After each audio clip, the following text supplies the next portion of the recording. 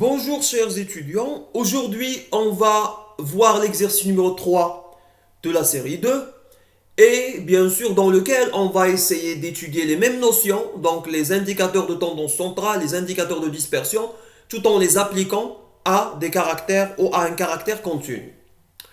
Afin d'apprécier le niveau d'exploitation du parking d'une gare ferroviaire, le responsable de cette gare a décidé d'effectuer un suivi quotidien du nombre de véhicules stationnés sur le parking, et ce, pendant une période de 90 jours. La répartition des jours selon le nombre de véhicules stationnés se présente comme suit. Donc, le responsable de cette gare ferroviaire s'intéresse à l'exploitation du parking de la gare. Donc, au cours de 90 jours, ou pendant 90 jours, il a essayé chaque jour d'enregistrer le nombre de véhicules qui ont utilisé le parking. Et bien sûr, tout au long de 90 jours, il a pu collecter les données suivantes. Donc ici, j'ai le nombre de jours et ici, j'ai le nombre de véhicules stationnés par bien sûr, le nombre de véhicules stationnés.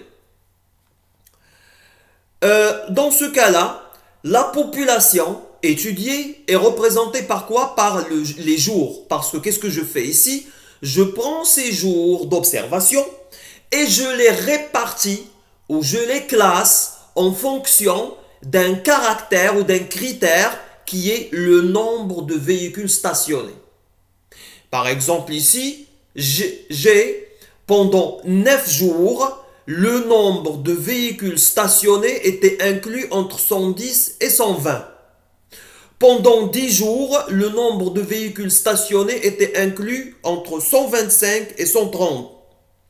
Pour 23 jours, le nombre de véhicules stationnés est inclus entre 130 et 135. Et ainsi de suite. Donc, je prends les jours d'observation, leur total bien entendu de 90, et j'essaie de les répartir en fonction d'un critère qui est le nombre de véhicules stationnés.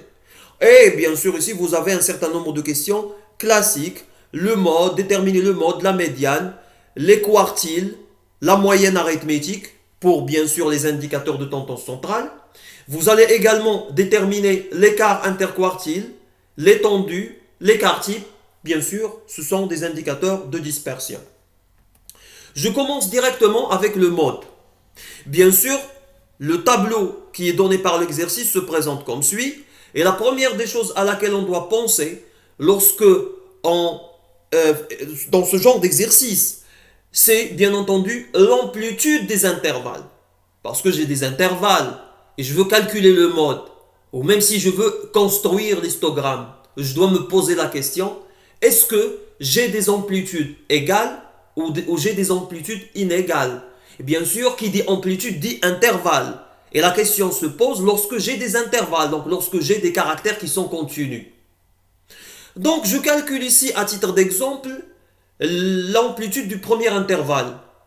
L'intervalle 100, 110. Son amplitude est égale à 110 moins 100. Donc ça va me donner 10. Si je prends cet intervalle, l'amplitude est égale à 130 moins 125, ce qui correspond à 5.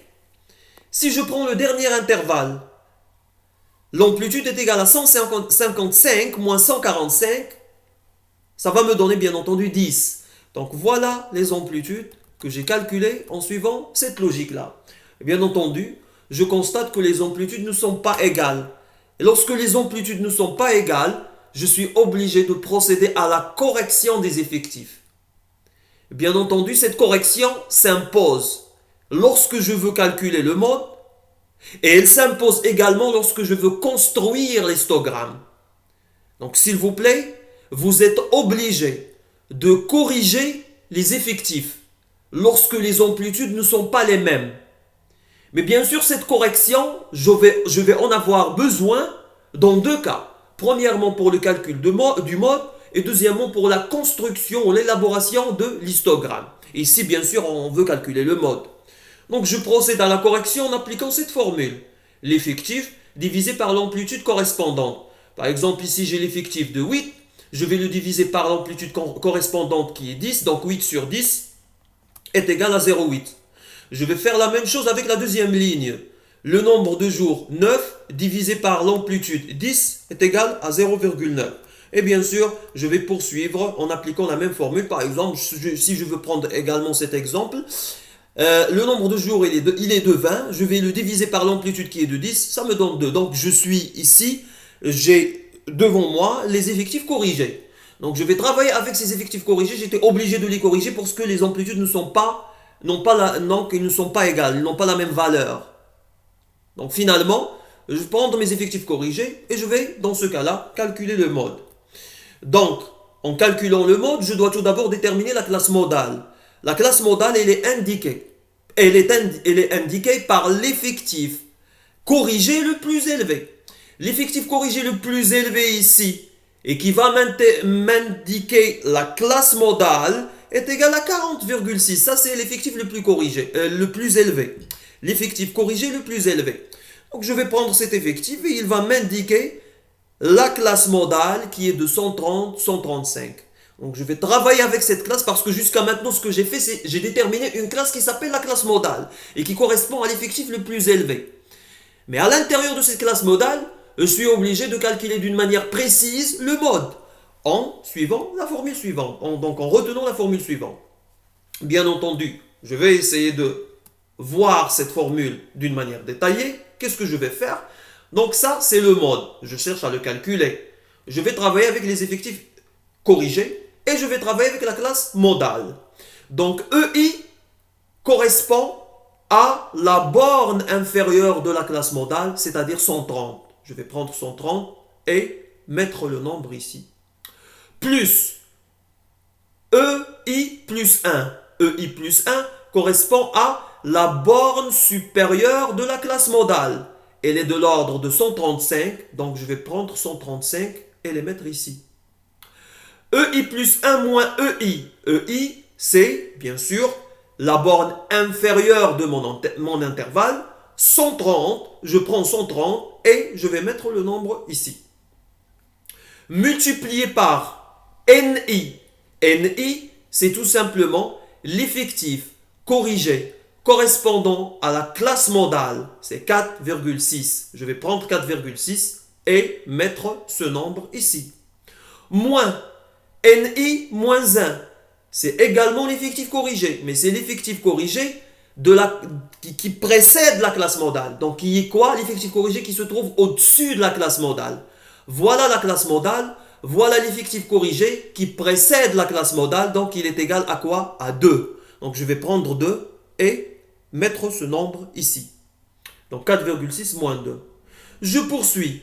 Divisé par 2n, 2ni. Donc ni, c'est toujours l'effectif de la classe modale ou l'effectif correspondant à la classe modale. Voilà la classe modale, voilà l'effectif qui correspond à cette classe modale. Donc 4,6, 4,6. Moins ni moins 1. Toujours ni moins 1, c'est l'effectif corrigé précédant la classe modale ou l'effectif corrigé qui se trouve au-dessus de la classe modale.